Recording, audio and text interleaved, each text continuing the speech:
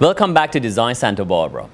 This week we are talking with Santa Barbara's mayoral candidate Angel Martinez. Thank you for being on our show. Thank you, Michael. It was very important for you to run an independent campaign. Can you tell us about that? Yeah, I've my entire life I'm a beneficiary of Johnson's Great Society. So that was a very important thing in that it created opportunity for people like me to take advantage of education. Yes. And a variety of other things. So I've been at my core sort of a Democrat all the years. Meaning and in my case, I'm fiscally conservative and I'm socially moderate, I would say. But I feel like the machine on both sides, both the Democratic machine and the Republican machine, have taken us in a direction that in many cases eliminates reason, logic, and common sense. I've never been beholden to any party of any kind, and I don't intend to become that person. I feel the solutions for Santa Barbara are embedded in the collaboration of the best thinking, independent of political affiliation. And I think we need that. I think we need that not only in Santa Barbara, but across the country. I think people are tired of the aggressive politics on both ends. And I think that the future lies in doing what Americans do best, is collaborate and solve problems together. That's what I feel we need, and that's what I propose my candidacy will offer. Beautiful. Rhetorics don't take anybody anywhere. Common sense does. Yes. Please share your vision for Santa Barbara. Well, Santa Barbara, as I said earlier, should be the best small city in America. I think we have everything we need. It is the home of the environmental movement.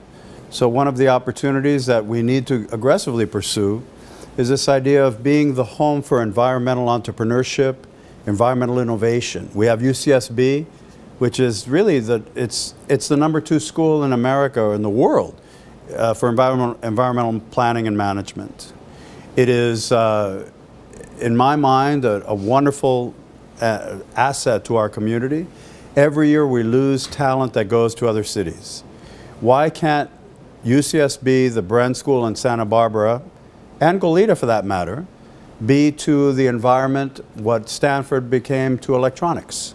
Just think about that for a minute. I mean, the idea that you can have a hub of innovation in Santa Barbara around this idea of environmental stewardship across a variety of different areas, from ocean to land to air pollution, water quality, et cetera, et cetera. These are jobs. Absolutely. This is intellectual property. These are entrepreneurial opportunities.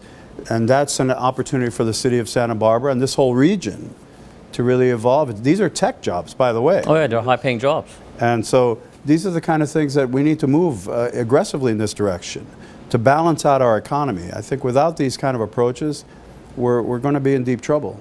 You have spoken about the need for a regional partnership with nearby cities. Can you speak to that and how it will benefit the entire Central Coast? I find it fascinating that we do not collaborate as a city with our neighbors, not to anywhere near the extent we should. We have common problems. The South Coast is a region that shares this fantastic environment. These wonderful resources and assets we have between UCSB, not to mention Westmont College, not to mention Santa Barbara City College, not to mention the investment community that we have embedded here and the wealth of our community. These are all things that, in my mind, we can now begin to harness to the benefit of the entire region. We have congestion problems. We have to solve those congestion problems with better transit solutions. Those have to be region-wide. We have housing issues. They have to be region-wide. Those solutions are only addressable as regional solutions. We have an issue, specifically an issue with the environment, how to protect the environment. We have water issues here. These are all things that need to be solved with collaboration among all the cities because we're going to share all the problems. The homeless problem is a region-wide problem. So these are things that we really cannot have our head in the sand as one city. Not to mention the efficiencies potentially in in things like firefighting on a regional basis, even eventually looking at what is the most efficient way of offering police services.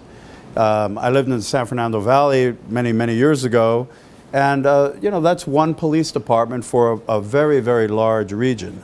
So there might be in the future some efficiencies that we could move toward that make for better service and a higher level of opportunity for even those people in that career path. Very well. Santa Barbara residents care deeply for this community, as we all know. What can the individual do to better support our city? In my mind, getting engaged is absolutely essential. As I've sort of drank out of this fire hose of information over the last 3 or 4 months, I find that so many of our problems have been coming at us for a long time.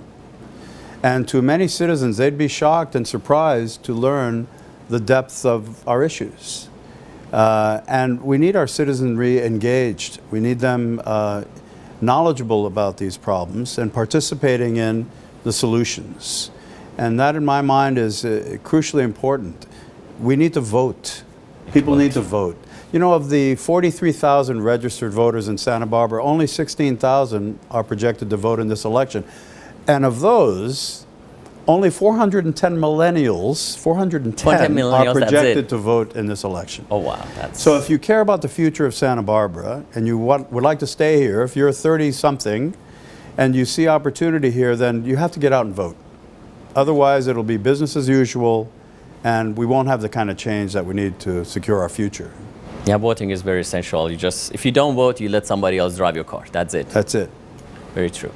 Stay tuned. We will be back shortly with more questions for Angel Martinez.